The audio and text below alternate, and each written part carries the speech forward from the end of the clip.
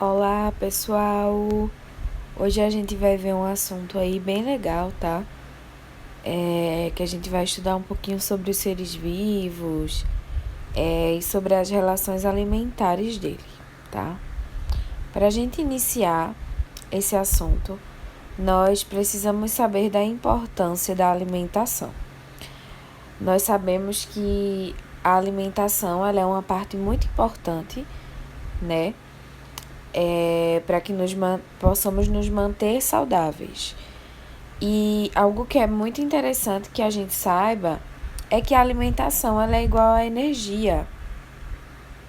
A alimentação vai ser a responsável para fornecer energia ao nosso corpo, tá? Aí eu trouxe uma imagenzinha bem legal do Patrick, né, se alimentando e se movimentando, tá? Aqui nós vamos estudar, primeiramente, os produtores, tá bom? Sobre essa alimentação e sobre a relação da alimentação e dos seres, ela vai ser dividida, tá? Nós vamos ver aí como é que nomeamos aí essas divisões, tá? Primeiramente, nós vamos estudar um pouquinho sobre os produtores. E quem são os produtores? São aqueles que produzem o seu próprio alimento. Eles fazem parte, na verdade, quem faz parte, né, fazem parte desse grupo, as plantas, as algas e algumas bactérias que têm um pigmento chamado clorofila. Então, quem vão ser os produtores? Vão ser aqueles que produzem o seu próprio alimento. Aqui, né, como a tia colocou, um exemplo aí das plantas, das algas e alguns tipos de bactéria que tenham esse pigmento aqui chamado de clorofila, que a gente vai ver mais sobre ele na frente, tá? Então, o que é a fotossíntese, né? As plantas, as algas e alguns micróbios, eles conseguem transformar a água, a luz solar, os sais minerais e o gás carbônico em glicose. O que é essa glicose? A glicose, ela é um tipo de açúcar capaz de fornecer energia a esses seres. Uma atençãozinha para essa palavra açúcar. Quando nós falamos em açúcar, aqui nesse assunto, nós não estamos falando diretamente daquele açúcar que a gente utiliza para adoçar o suco, o café, não, tá? Quando falamos em açúcar, né, como o açúcar que as plantas, as algas aí, elas vão produzir através da fotossíntese, falamos de uma substância, tá? Que é capaz, de fornecer energia a esses seres aí que nós estamos estudando, tá? Vou dar um exemplo bem prático a vocês. O pão, né, que a gente come, falando em termos aí de nutricionistas, o pão ele é rico em açúcar. Por quê? Porque ele é um alimento que tem um alto valor energético, ou seja, que vai proporcionar ao nosso corpo uma reserva grande de energia, tá? Isso aí vocês vão estudar quando vocês estiverem um pouquinho maiores, mas é interessante que vocês saibam que esse açúcar que nós estamos falando aqui não é necessariamente aquele açúcar lá que a gente usa para adoçar aí café e as coisas não, tá? Mas voltando, né?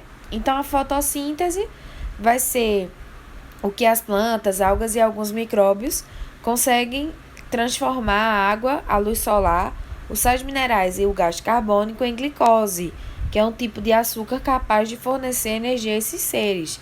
E esse processo aqui a gente chama de fotossíntese, tá? A fotossíntese vai ser o processo que as plantas, algas e os micróbios transformam água, luz, sais minerais e gás carbônico em glicose, para que essa glicose possa fornecer o quê? Energia a esses seres, tá? Aí nós vamos ter uma plantinha, né, nascendo. Trouxe esse exemplozinho aí a vocês, tá? Aqui nós vamos ter alguns exemplos, um exemplo prático, né? Como é que ocorre essa fotossíntese, ó? Aqui nós vamos ter um esquema. Eu vou ler essa parte aqui, se vocês quiserem, vocês podem ir acompanhando pelo esquema, se não, vocês acompanham lendo com tia, tá?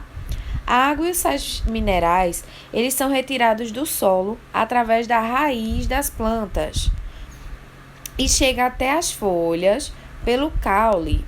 A luz do sol, por sua vez, também é absorvida pelas folhas através da clorofila. O que é essa clorofila? É a substância que dá essa coloração verde às folhas. Então, a clorofila e a energia solar, que aí as plantinhas vão tirar, que as folhas, no caso, vão tirar, né, do sol, transformam outros ingredientes em glicose. Essa substância ela é conduzida ao longo dos canais existentes na planta para todas as partes do vegetal. A planta ela vai utilizar parte desse alimento, no caso, né, dessa glicose, para viver e crescer. E uma outra parte ela armazena, tá? A fotossíntese, ela também desempenha outro importante papel na natureza, que é a purificação do ar. Por quê? Porque para que ocorra esse processo aí de fotossíntese, a planta ela vai retirar o gás carbônico, tá? Da atmosfera da Terra e vai liberar oxigênio. Então, a planta, né? As plantas, os organismos que se alimentam através da fotossíntese vão ajudar muito na manutenção de um ar limpo, de um ar puro. Por quê? Porque esse gás carbônico que ela utiliza, ele é liberado na nossa respiração ou também na queima de combustíveis, como a gasolina. E no final, nessa plantinha aí, ela vai liberar o oxigênio para a atmosfera, tá? Aí nós também vamos conhecer os consumidores. Quem são os consumidores? São aqueles que não produzem seu próprio alimento. Nós estudamos anteriormente que os produtores são os que produzem seu próprio alimento, como é o exemplo das plantas, das algas e de alguns micróbios. E aqui nós vamos estudar os consumidores. Quem são os consumidores? Eles não produzem seu próprio alimento e precisam se alimentar de outros seres para conseguir a energia. Existem 4 tipos de consumidores. São os herbívoros, os carnívoros, os onívoros e os detritívoros, tá? Vamos estudar um pouquinho sobre eles.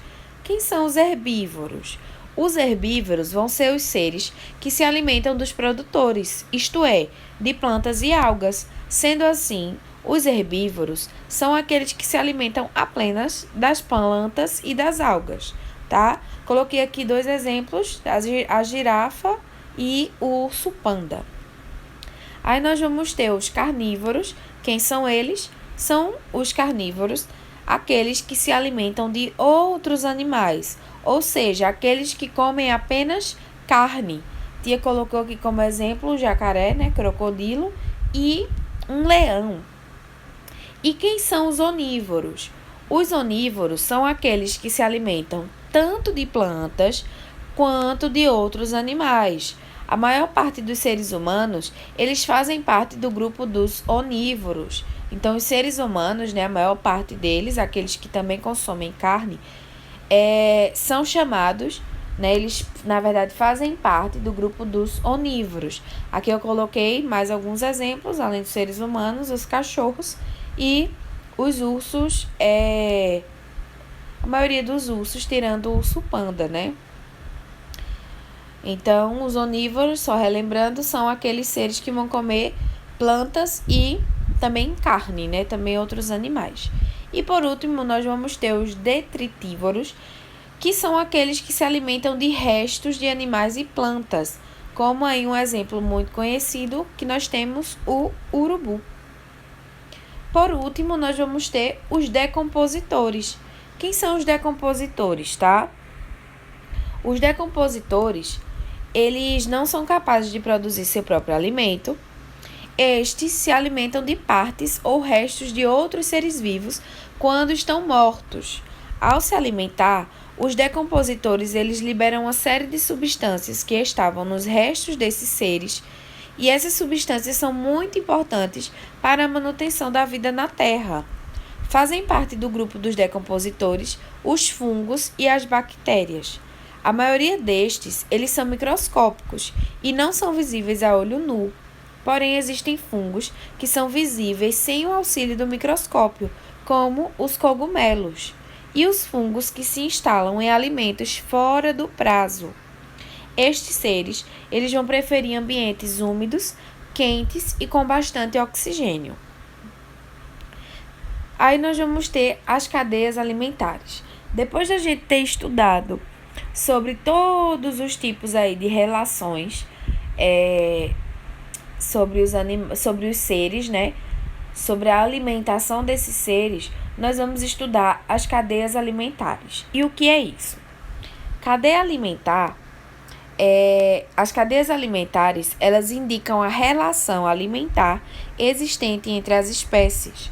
A cadeia alimentar costuma iniciar em um produtor, ou seja, numa planta ou em uma alga, e seguir composta por um consumidor, decompositor, e assim vai variando. As cadeias, elas costumam ser sinalizadas com setas, como na imagem ao lado. Aqui nós vamos ter 3 tipos de cadeia. Essa aqui, começa com a plantinha, que é a produtora.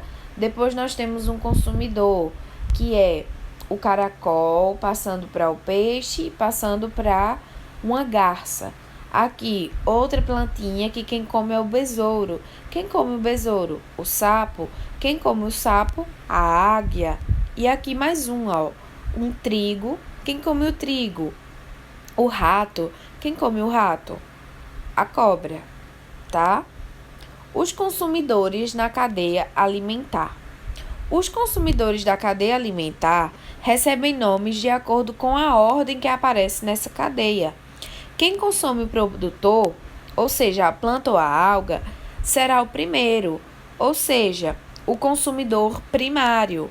Em seguida, o consumidor secundário e assim em diante.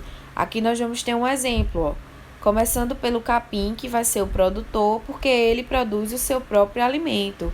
Quem come o capim?